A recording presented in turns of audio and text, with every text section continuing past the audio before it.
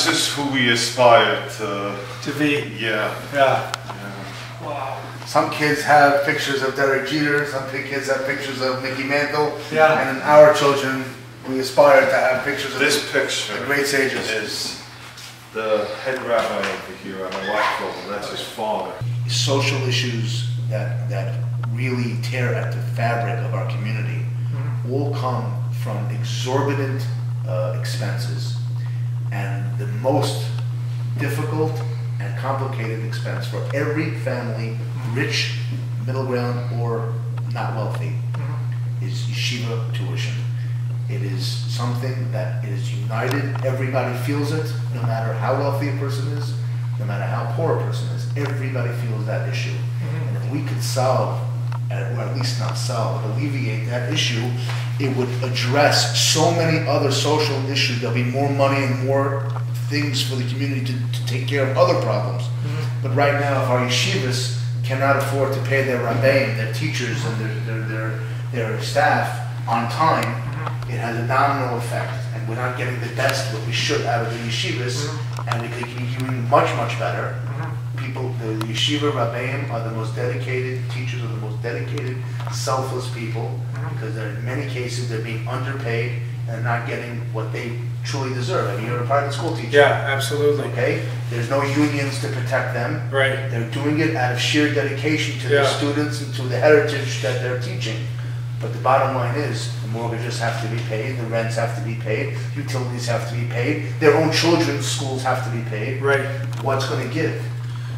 You know, what I've said to the community too, when I started off, I was just humbled by the number of people who came out to greet us in Brooklyn, and just humbled by seeing, I think God wants us to preach His message and to tell people about the law and love God, love thy neighbor. But your community, without even words, professes that. People know immediately, devoted to God.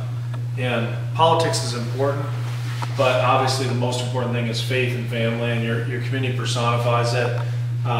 On the vouchers and the tax credits, I support fully. Went to Albany to lobby.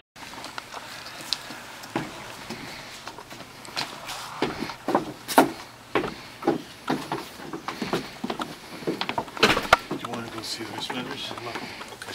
So I'll take you to the suspenders. So God brought the Israelites into the desert. He brought this community into the forest. Yeah. You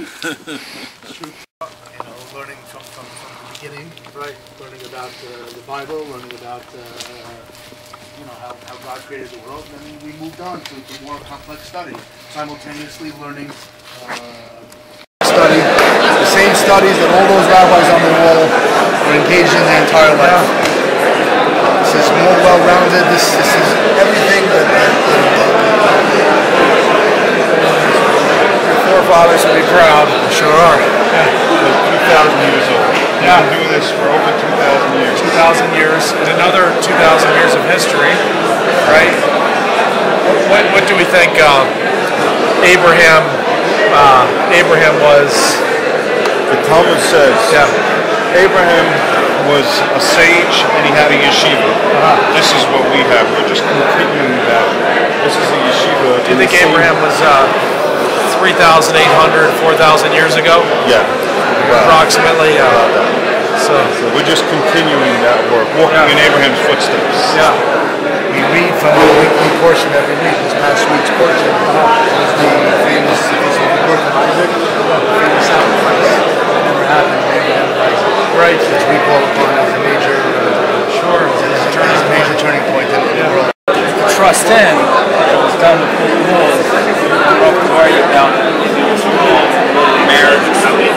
It's still around. See, in Judaism, we put tremendous emphasis on the belief of one person.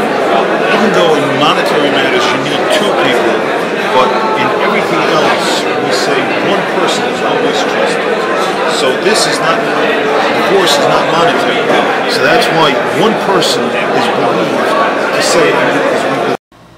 It's been just a wonderful experience here, seeing this community so dedicated to God, to faith, to family. We need more of this in this country, quite frankly, here. I wish every person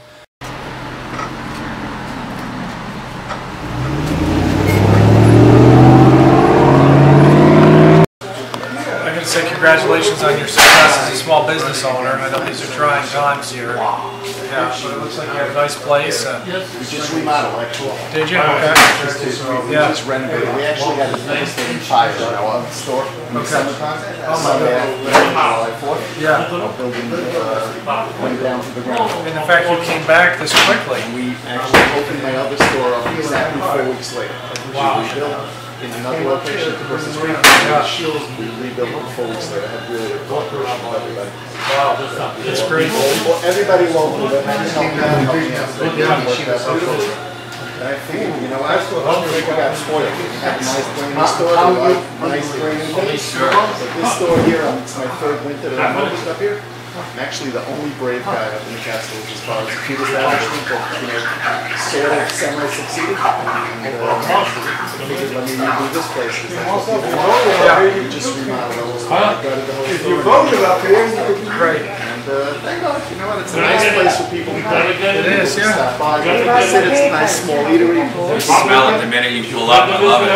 We serve everything. I mean, we're not just pizza. We have a chef. We serve pastas and we serve soups and we serve sandwiches and raviolis. Don't keep talking, we're going to grow that. Raviolis and fish and salmons, tilapias. I mean, you know, we have the temple in Monticello, to get to that. I mean, all over this farm. You know, that Israeli issue is a big issue with Jews. It sure is. And I'll speak to him, I don't know if he's trying to. We're honored to be here at your store, and I've said what New York State needs right now, what this country needs is government to help small businesses do what they do best, that's create jobs. Let's lift up the entrepreneurial spirit. I know you had a fire recently. It's amazing to hear how quickly you got back on your feet, and it's wonderful, and just kind of a lazy afternoon here to see so many people coming in and out of the shop. I know the challenges you're facing, not just on the state level, but the federal government as a small business owner, and I'd like to try to fight to get the government off the backs of business owners. I thank you for stopping by this afternoon and actually patronizing us. Yes, on a nice winter day. Actually, we have a beautiful day outside today. Right.